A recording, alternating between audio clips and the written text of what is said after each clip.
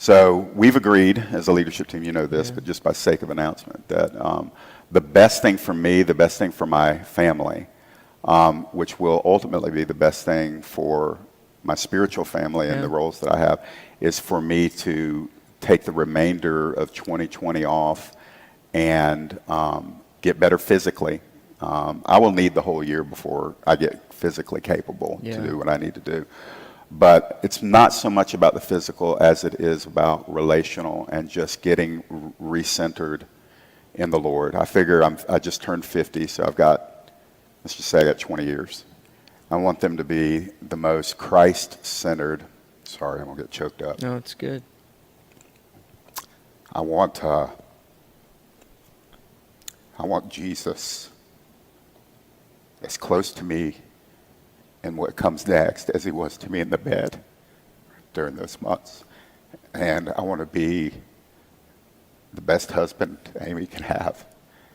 And Alicia's an adult, and Landon, is halfway through high school.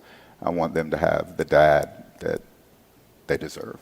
And so we're going to work for the next several months very intentionally in my home towards those purposes.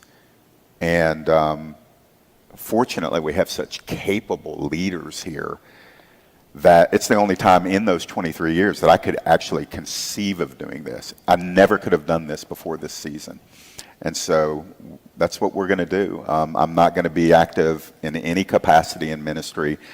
A lot of you would know I'm very active on social media with Kingdom stuff. I'm completely going to be pulling out of social media. I have for the most part already anyway. I won't be doing any ministry. If I'm in the building here at the prayer room, I'm there because I'm just pursuing the Lord. And that's an important point just for the spiritual family to embrace that. And we've talked about this, we have a value for rest and for sabbatical because you and I have examples as long as our arm of men who, gave it all for the ministry, lost their family, lost their sanity. And so we believe in that Sabbath rest.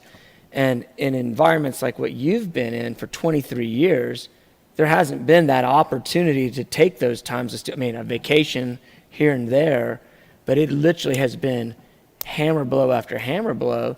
And you've been to the task. You've been able to the task. But to me, it's like the idea that a pastor should just stay on task and go 30 years without ever taking a break, that's ludicrous. That's just ludicrous. Professors in college do it, doctors do it, lawyers do it. So many professionals in so many other environments take every 10 years, they'll take a 6-month season to reset. And in the ministry, it's almost like, no, pastor, you can't. Yeah. And it's like, it's just not realistic because we're not built for that. Well, I think in earlier years, there would have been a lot of pride / guilt / shame because the pastor's supposed to be the dude. He's not supposed to need rest. And then, of course, you look at Jesus Christ in the Gospels, and there are multiple occasions. One says he was wearied. Woman sat down at the well. That's where he met the woman at the well. Other times it said he left the crowds and got apart with either just himself and the Father or his disciples.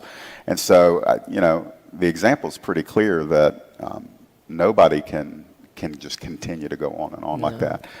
And I'm grateful for our leadership team. Of course, I've been out of the picture for months. And to, COVID, I just say this. I'm so glad I haven't had to lead during COVID. I so thank the Lord for you guys.